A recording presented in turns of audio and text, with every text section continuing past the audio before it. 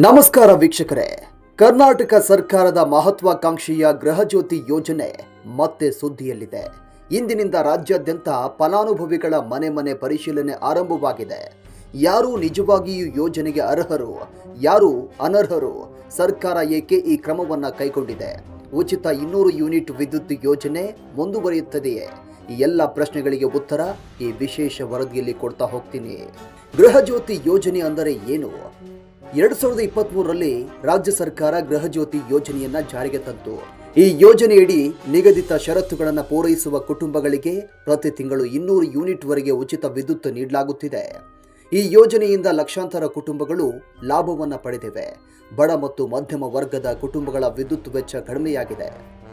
ಈಗ ಪರಿಶೀಲನೆ ಯಾಕೆ ನೋಡಿ, ಸರ್ಕಾರದ ಮಾಹಿತಿಯ ಪ್ರಕಾರ ಕೆಲವು ಕಡೆಗಳಲ್ಲಿ ಅನರ್ಹರು ಸಹ ಯೋಜನೆಯ ಲಾಭವನ್ನು ಪಡಿತಾ ಇರುವ ಬಗ್ಗೆ ದೂರುಗಳು ಬಂದಿವೆ. ಕೆಲವರು ಒಂದಕ್ಕಿಂತ ಹೆಚ್ಚು ಸಂಪರ್ಕಗಳಿಗೆ ಸೌಲಭ್ಯವನ್ನು ಪಡಿತಾ ಇದ್ದಾರೆ ಎಂಬ ಆರೋಪವೂ ಕೂಡ ಕೇಳಿಬಂದಿದೆ. ಈ ಹಿನ್ನೆಲೆಯಲ್ಲಿ ಸರ್ಕಾರ ಮನೆಗೆ ತೆರಳಿ ಫಲಾನುಭವಿಗಳ ವಿವರಗಳನ್ನು ಪರಿಶೀಲಿಸುವ ಅಭಿಯಾನವನ್ನು ಆರಂಭಿಸಿದೆ. ಪರಿಶೀಲನೆ ಹೇಗೆ ನಡೆಯಲಿದೆ?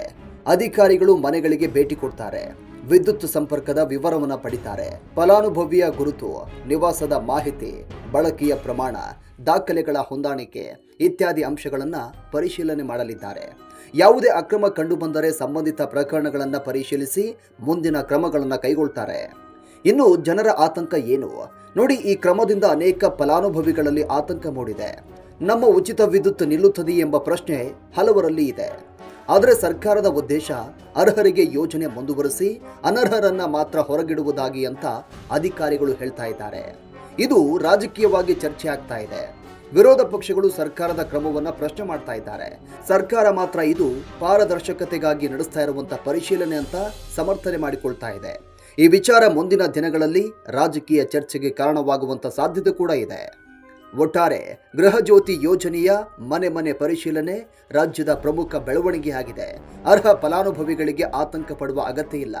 ಆದರೆ ತಪ್ಪು ಮಾಹಿತಿಯ ಆಧಾರದ ಮೇಲೆ ಯೋಜನೆಯ ಲಾಭ ಪಡಿತಾ ಇರುವವರ ವಿರುದ್ಧ ಕ್ರಮ ಸಾಧ್ಯತೆ ಇದೆ. ಈ ವಿಷಯದ ಬಗ್ಗೆ ನಿಮ್ಮ ಅಭಿಪ್ರಾಯ ಏನು? ಸರ್ಕಾರದ ಈ ಪರಿಶೀಲನೆ ಸರಿಯೇ? ಕಾಮೆಂಟ್ನಲ್ಲಿ ತಿಳಿಸಿ.